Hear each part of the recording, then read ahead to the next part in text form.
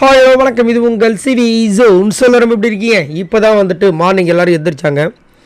பாவமாக இருக்குது எல்லோரும் பார்க்குறதுக்கு. காரணம், நேற்று அந்த ட்ரம்முன்னு ஒரு டாஸ்க்கை கொடுத்தாங்க. பாவம் எத்தனை பேருக்கு எவ்வளோ அடி தெரியுங்களா?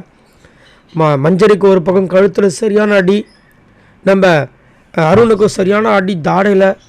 அவரும் காலையில் திரும்ப கன்ஃபெஷனுக்கு கூப்பிட்ருக்காங்க. நேற்று ஹாஸ்பிட்டல் வெளியே போய் அவர் டெஸ்ட் பண்ணிட்டு உள்ளே வந்தாங்க.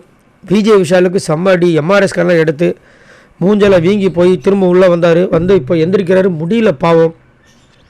ஒரு பக்கம் மஞ்சரி இடுப்பு பிடிச்சிக்கிச்சின்றாங்க, இது ஜாக்லின் ஷோல்டர் பிடிச்சிக்கிச்சின்றாங்க. முத்துக்குமரெலாம் அப்படியே ஒரு மாதிரி நிற்கிறாப்புல.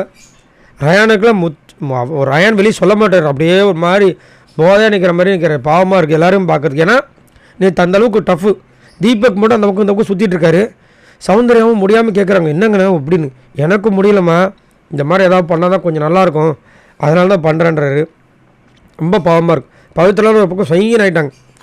ஏன்னா நேற்று அந்தளவுக்கு டஃப்பாக கொடுத்தாங்க. ஏன்னா ரொம்ப நேரமாக இழுத்துட்டு போச்சு. இதில் என்ன கொடுமைன்னா, அந்த ட்ரம்மு வெயிட் வேறு, அதை ஷோல்டரில் தாங்கணும். அதை தாங்கி இவ்வளோ கேமும் கொடுத்து டஃப்பு கொடுத்து ஃபைட் பண்ணி அதுலேயும் கையை பிடிச்சி இப்படி பண்ணும்போது கீரும் ரொம்ப கொடுமையாக இருந்துச்சுன்னு. இது பாவம். கண்டிப்பாக எல்லாருக்கும் பாரபட்சம் இல்லாமல் நம்ம ஹேட்ஸ் ஆஃப் தான் சொல்லி ஆகணும். ஏன்னா அந்த அளவுக்கு அவங்க டஃப்பாக கொடுக்கலன்னா நம்மளாம் இங்கே பார்த்துருக்க முடியாது. இல்லைன்னா நம்ம என்ன சொல்லுவோம், இவ்வளோ பெரிய டாஸ்க் கொடுத்துருக்காங்க, மொக்கே விளாட்றாங்க அப்படின்னு சொல்லிட்டு டப்புன்னு முடிச்சுருவாங்க. சரி, நீங்கள் உங்களோட கருத்தை சொல்லுங்கள். இந்த டிக்கெட்டு ஃபுல்லான வின்னர் யாருன்னு ஆல்ரெடி சொல்லிட்டேன். ரன்னரும் நம்ம முத்துக்குமார் தான் வந்திருக்காரு.